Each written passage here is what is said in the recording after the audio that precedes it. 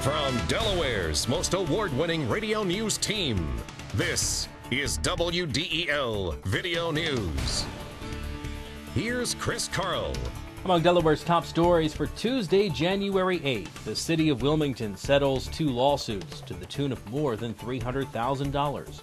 Changes could be coming for Brandywine school students. And could a new airline be calling Newcastle Airport home? Here are the details. The city of Wilmington will be paying out more than $300,000 to settle 2 lawsuits.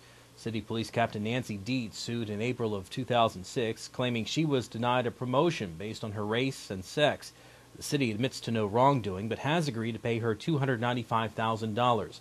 City spokesman John Rago says they wanted to limit the city's exposure to additional costs and legal fees had the case gone to trial.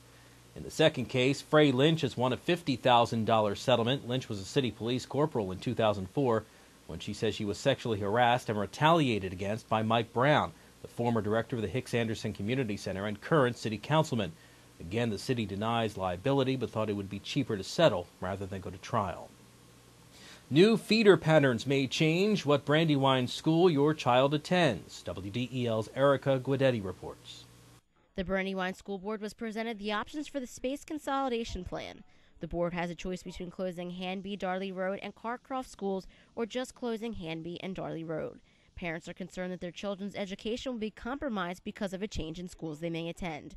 Weldon Park parent Lynn Bobick fears her children will not be challenged enough. My greatest concern will be that my children will not continue to be challenged, that they will not be able to reach their potential because there will not be enough children in their school and in their class for them to be recognized. However, closing the schools would save the district over $2 million a year.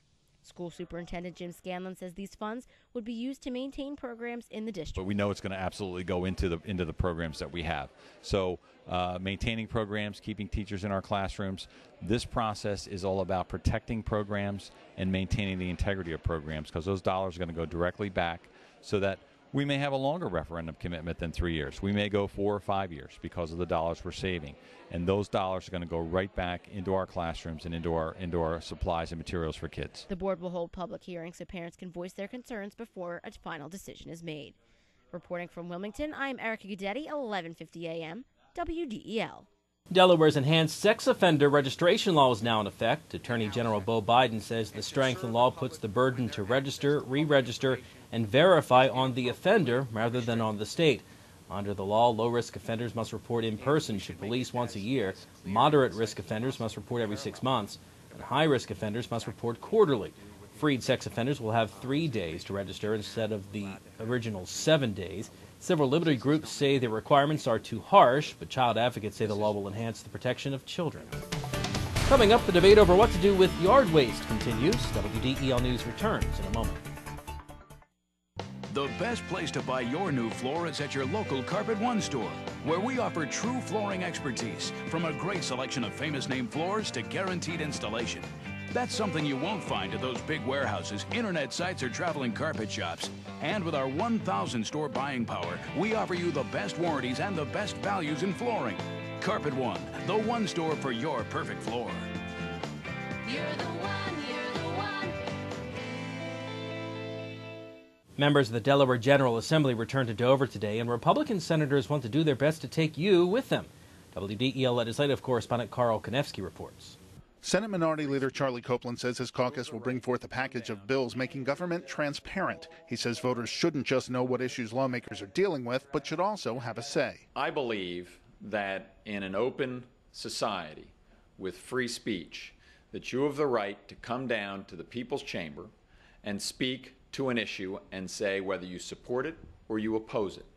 But the only way that you're going to be able to come down and speak to an issue is to know that the issue is going to be debated and is indeed debated. Copeland says closed-door meetings and desk-door vetoes have to become things of the past, though President Pro Tem Thurman Adams says things work just fine. I've been here 30-some years, and I think we've done very well with the way we've operated. There's a right way and there's a wrong way.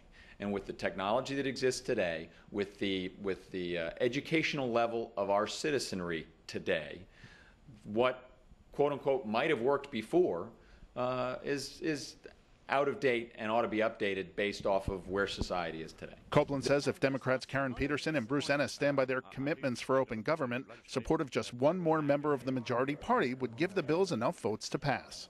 I'm Carl Konevsky, 1150 AM, WDEL. Troubles at the Delaware Psychiatric Center are expected to be at the forefront of issues facing lawmakers as they return today. Allegations of patient abuse and neglect and employee infighting at the state-run mental hospital have led to state and federal investigations. They include separate reviews by a Republican-led House committee and a task force appointed by Governor Minner. According to state law, next Monday is the last day you can throw yard waste into your trash and have it taken to the Cherry Island landfill. But as WDEL legislative correspondent Carl Konevsky tells us, one state lawmaker wants that ban lifted. State Representative Greg Lavelle, a North Wilmington Republican, says yard waste won't cause the landfill to reach capacity any sooner than with a ban in place. When asked if environmentalists oppose lifting the ban, Lavelle claims they want to know why all types of recyclables weren't included. Why are we putting more trucks on the street, creating more pollution? Why are we offering a solution for people to drive their vehicles, to a facility to do composting? I mean, most of these are just not real solutions. Lavelle, who voted for mandatory curbside recycling last year, says the yard waste recycling areas proposed for throughout the state don't provide convenience to people not living nearby. Unless you have a pickup truck, it's not really a solution at all. My car's 12 years old. I can only take 3 or 4 bags at most, so, there's my Saturday driving back and forth. And depending on where you are, it may be a good logistical solution, but otherwise people have to drive 5, 10, 15, 20 miles. The bill, scheduled to be heard by the House Energy and Natural Resources Committee Wednesday afternoon, calls for the Delaware Solid Waste Authority to continue promoting the recycling of yard waste and prevents DENREC's secretary from future bans without the consent of the General Assembly. I'm Carl Konevsky, 1150 AM, WDEL. A new passenger airline is talking to officials at the Newcastle airport about starting service there. Skybus Airlines says a contract has not yet been worked out, but says an announcement is possible in the near future. The airport has been without a commercial carrier since Delta pulled out last year. Skybus began operating in May and currently flies to 15 cities. The airline uses full-size jets with about 150 seats. Titles for UD and Wesley football. WDEL Sports and your Delaware AccuWeather forecast coming up.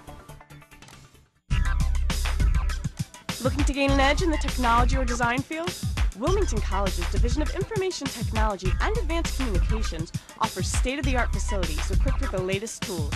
Did you know that Wilmington College has been preparing students for careers in media arts and technology over the past 7 years? Enjoy hands-on experience and personal attention from instructors drawn straight from the industry. To learn more, visit wilmcol.edu. Wilmington College. Achieve balance, achieve success. In WDEL Sports, for Delaware, it's old hat. For Wesley, it's a first. Both schools won Lambert Cup Award yesterday. For Delaware, it's the school's 19th such award in both the small college division and football championship subdivision. For the Wolverines, they're a first-time winner in Division III. The award recognizes the top teams in Eastern football. And the Phillies have avoided arbitration with outfielder Jason Worth, signing him to a one-year, $1.7 million contract. Worth hit .298 with 8 homers and 49 RBIs in 94 games last season. He's expected to play a bigger role with the team this year after the Phillies lost center fielder Aaron Rowan to the Giants in free agency. Your WDEL Delaware AccuWeather forecast: partly sunny and warm today, the high reaching 67. Tonight, increasing clouds, low 52. Tomorrow starts with some rain, followed by clearing later on, a high 62. For Thursday, sunshine with increasing clouds and a high of 48. Get news updates throughout the day. Delaware's top stories at the top of the hour on 1150 a.m. And get WDEL News text alerts sent right to your cell phone. Sign up here at WDEL.com. I'm Chris Carl. Thanks for watching.